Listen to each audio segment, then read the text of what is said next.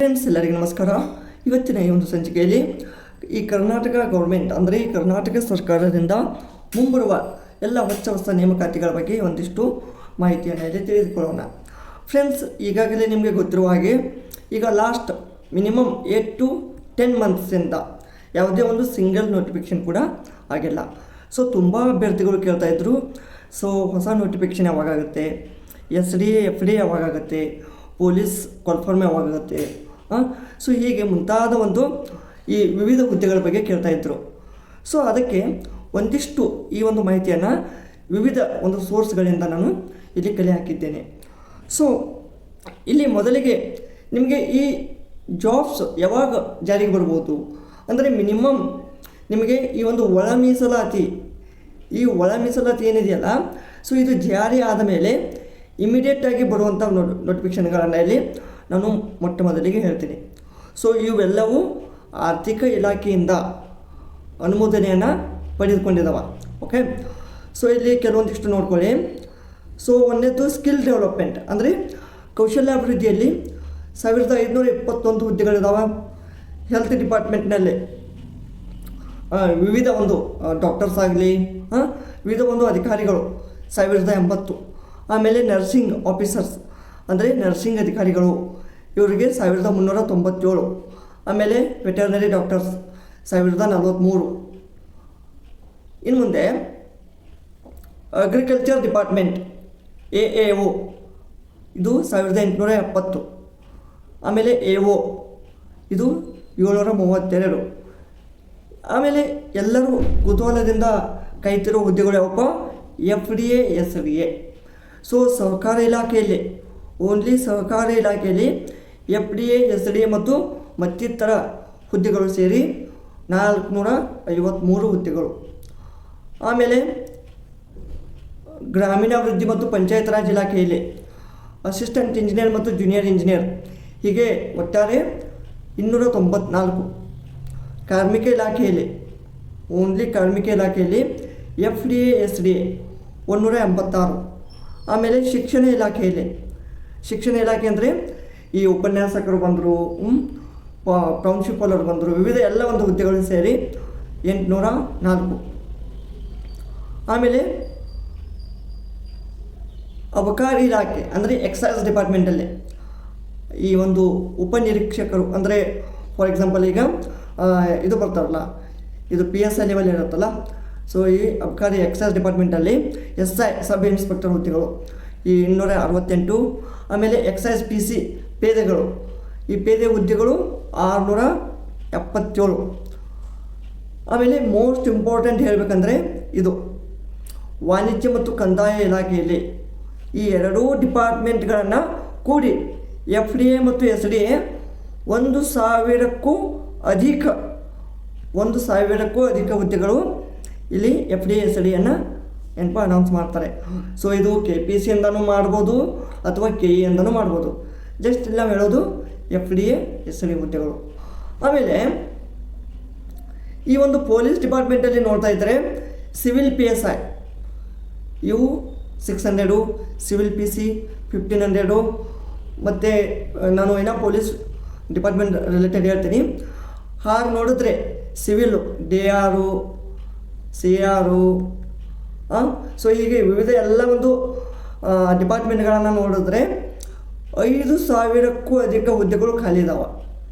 But ಇಷ್ಟು ಮಾತ್ರ ಆರ್ಥಿಕ ಅನುಮೋದನೆಯನ್ನು ಸಿಗ್ತದೆ. ಓಕೆ, ಆಮೇಲೆ ಶಿಕ್ಷಕರ ಹುದ್ದೆಗಳು ಈ ಒಂದು GPSTR ಈಗ ಆಲ್ರೆಡಿ ಎಷ್ಟಪ್ಪ 4 ರಿಂದ 5 ವರ್ಷ ಆಯಿತು ಈ GPSTR ಆಗಿ. ಅದಾದಮೇಲೆ ಶಿಕ್ಷಕರ ಒಂದು ನೇಮಕಾತಿ ಆಗಿಲ್ಲ.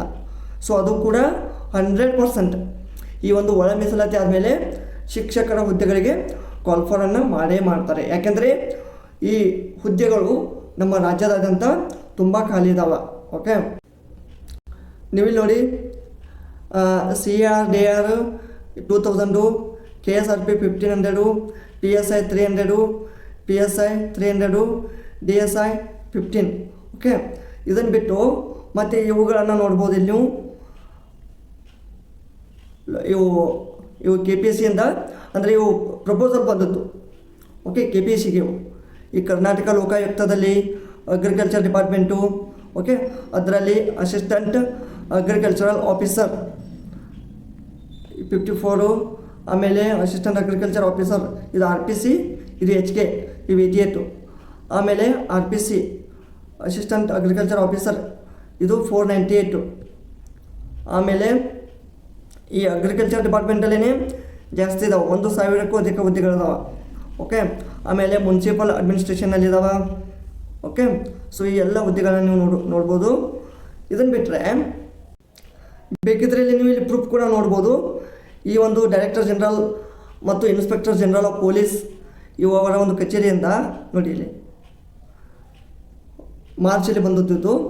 ಈ ಒಂದು ಸರ್ಕಾರದ ಅಪರ ಮುಖ್ಯ ಕಾರ್ಯದರ್ಶಿಗಳಿಗೆ ಈ ಒಂದು ವೈರ್ಲೆಸ್ ಘಟಕದ PSI ಮತ್ತು ಪೊಲೀಸ್ ಕಾನ್ಸ್ಟೇಬಲ್ ಹುದ್ದೆಗಳನ್ನು ಭರ್ತಿ ಮಾಡಿಕೊಳ್ಳುವ ಕುರಿತು ಒಂದು ಇಲ್ಲಿ ಸಂದೇಶ. ಸೊ ಇಷ್ಟು ಹುದ್ದೆಗಳು ಅನುಮತಿ ಸಿಕ್ಕಿದಾವ. PSI wireless 49, police constable wireless 229. ಇಷ್ಟೇ ಅಂದರೆ ಇಷ್ಟೇ ಅಲ್ಲ, ಇನ್ನೂ ಹಲವಾರು ಹುದ್ದೆಗಳು ಬರ್ತವೆ. ಯಾಕೆಂದರೆ ಈ ಒಂದು ಟೈಮಲ್ಲಿ ಇನ್ನೂ ಒಳ ಮೀಸಲಾತಿ ಬಂದಿದ್ದಿಲ್ಲ. ಓಕೆ, ಸೊ ಈಗ ಇನ್ನಷ್ಟು ಹುದ್ದೆಗಳು ಆ್ಯಡ್ ಆಗಿ ಒಂದು ಬೃಹತ್ ನೇಮಕಾತಿ ಆಗುವ ಸಂಭವ ಇದೆ. ಫ್ರೆಂಡ್ಸ್ಲಿ ಸ್ಪೆಸಿಫಿಕ್ಕಾಗಿ ಪೊಲೀಸ್ ಡಿಪಾರ್ಟ್ಮೆಂಟ್ ನೋಡ್ತಾ ಇದ್ದರೆ ಈ ಒಂದು ಪ್ರಸ್ತುತ ಎಲ್ಲ ನಗರ ಅಥವಾ ಜಿಲ್ಲಾ ಸಶಸ್ತ್ರ ಮೀಸಲು ಪಡೆಯ ಒಂದು CARDA ಈ ಒಂದು ಘಟಕವಾರು ಅಥವಾ ವಲಯವಾರು ಹುದ್ದೆ ಮಂಜೂರಾತಿ ಎಷ್ಟಿದೆಯಪ್ಪ ಅಂದ್ರೆ ಪ್ರಸ್ತುತ ರಾಜ್ಯದಲ್ಲಿ ಒಟ್ಟು 3484 ಈ ಒಂದು APC ಹುದ್ದೆಗಳಿಗೆ ನೇಮಕಾತಿ ಪ್ರಕ್ರಿಯೆಯು ನಡೆಸಲಾಗುತ್ತಿದೆ. ಈಗ ಆಲ್ರೆಡಿ ಆಗಿತ್ತದು. ಓಕೆ, ಸೊ ಇವುಗಳನ್ನು ಬಿಟ್ಟ ಹಲವಾರು ಏನಪ್ಪ ಇಲ್ಲಿ ಹುದ್ದೆಗಳು ಖಾಲಿಯಿದ್ದದ್ದು ನಮಗೆ ಕಂಡು ಬಂದಿತ್ತು ನೋಡಿ. 4256 ಅಂದರೆ ಈ ಒಂದು ಪೊಲೀಸಲ್ಲಿನೇ 5000ಕ್ಕೂ ಅಧಿಕ ಹುದ್ದೆಗಳು ರಿಕ್ತ ಇದ್ದಾವೆ. ಓಕೆ, ಸೊ ಅದಕ್ಕೆ ನಾನೇನು ಹೇಳ್ತೀನಿ, ಅಟ್ಲೀಸ್ಟ್ ಈ ಒಳ ಮೀಸಲಾತಿ ಆದಮೇಲೆ ನಿಮಗೆ ಒಂದು ಫಸ್ಟ್ ಸ್ಟೇಜಲ್ಲಿ ಅಟ್ಲೀಸ್ಟ್ ಒಂದು 1000+ ವೇಕೆನ್ಸಿ ಆದರೂ ಕರಿಬೋದು. ಈ PC ಬಂದರೆ 1000 ಯಾಕೆ 1500 2000 ಆದ್ರೂ ಬರ್ಬೋದು. ಇದನ್ನು ಬಿಟ್ಟರೆ ಇನ್ನೂ ಫೈರ್ ಸ್ಟೇಷನ್ ಆಫೀಸರ್ಸ್ ಇದಾವೆ, ಅದು ಬೇರೆ ಮತ್ತು ಡಿಪಾರ್ಟ್ಮೆಂಟು. ಓಕೆ, ಸೊ ಇದರಲ್ಲಿ ಒಂದಿಷ್ಟು ಹುದ್ದೆಗಳನ್ನು ಕನ್ಫರ್ಮ್ ಮಾಡ್ಬೋದು. ಇಷ್ಟೇ ಅಂತ ಹೇಳಿಕೆ ಆಗೋದಿಲ್ಲ.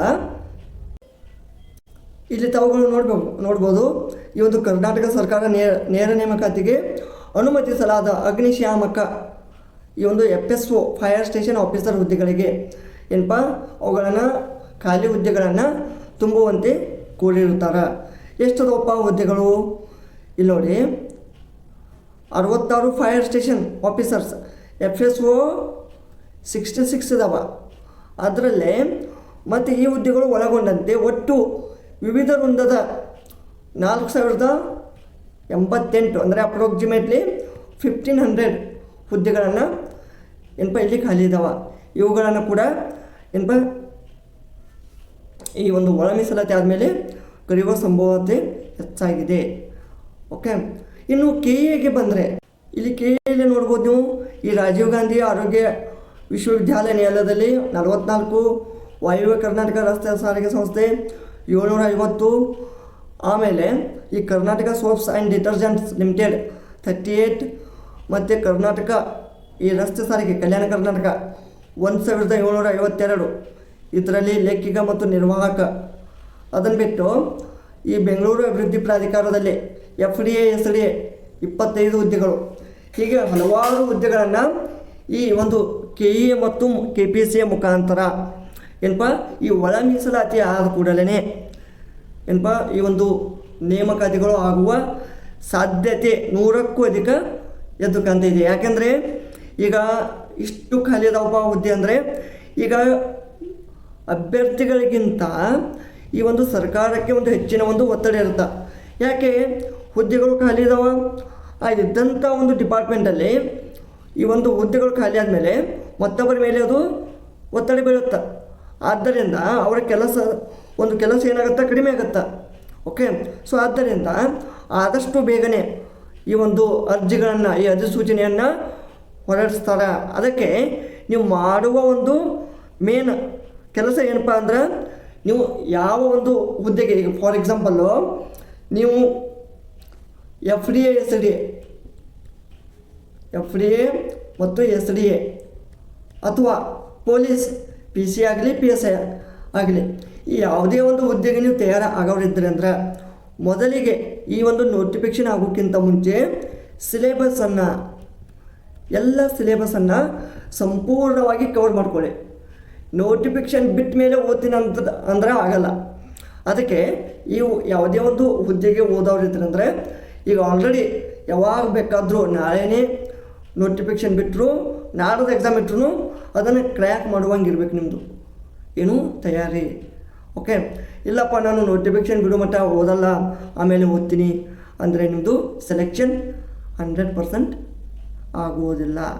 ಯಾಕೆಂದರೆ ನೀವು ನಿಮಗಿಂತ ಎಷ್ಟೋ 4-5 ವರ್ಷಗಳಿಂದನೇ 4 to 5 yearsಯಿಂದ ಈ PSI FDA SDA ಹೀಗೆ ಹಲವಾರು ಹುದ್ದೆಗಳಿಗೆ ತಯಾರಿ ಮಾಡ್ತಾ ಇರ್ತಾರೆ ವಿದ್ಯಾರ್ಥಿಗಳು. ಅವರ ಒಂದು ಶ್ರಮಕ್ಕೆ ಪ್ರತಿಫಲ ಸಿಗುತ್ತೆ. ಮತ್ತು ನೀವು ಇದರಲ್ಲಿ ವೀಕ್ ಆದರೆ ನೀವು ವೀಕೇ ಆಗ್ತೀರ. ಅರ್ಥ ಆಯ್ತಾ? ಸೊ ಇದಿಷ್ಟು ಈ ಒಂದು ಅಪ್ಕಮಿಂಗ್ ನೋಟಿಫಿಕೇಷನ್ ಬಗ್ಗೆ ಆಗಿತ್ತು. ಮುಂದೆ ಬರುವ ಒಂದು ನೋಟಿಫಿಕೇಷನಲ್ಲಿ ಹುದ್ದೆಗಳು ಹೆಚ್ಚು ಕಡಿಮೆ ಇರ್ಬೋದು, ಇಷ್ಟೇ ಇರ್ತಾವಂತ ಹೇಳೋಕ್ಕಾಗಲ್ಲ. ಯಾಕೆಂದರೆ ಆ್ಯಡೂ ಆಗ್ಬೋದು ಅಥವಾ ಡಿಡಕ್ಟು ಆಗ್ಬೋದು. ಮ್ಯಾಕ್ಸಿಮಮ್ ಯಾರೇ ಆಗ್ತಾವ, ಕಡಿಮೆ ಏನೂ ಆಗೋದಿಲ್ಲ. ಓಕೆ, ಸೊ ಈ ಒಂದು ವಿಡಿಯೋ ಇಷ್ಟವಾದಲ್ಲಿ ಲೈಕ್ ಮಾಡಿ, ಕಮೆಂಟ್ ಮಾಡಿ ಹಾಗೂ ತಪ್ಪದೆ ಸಬ್ಸ್ಕ್ರೈಬ್ ಮಾಡ್ಕೊಳ್ಳಿ. ಧನ್ಯವಾದಗಳು.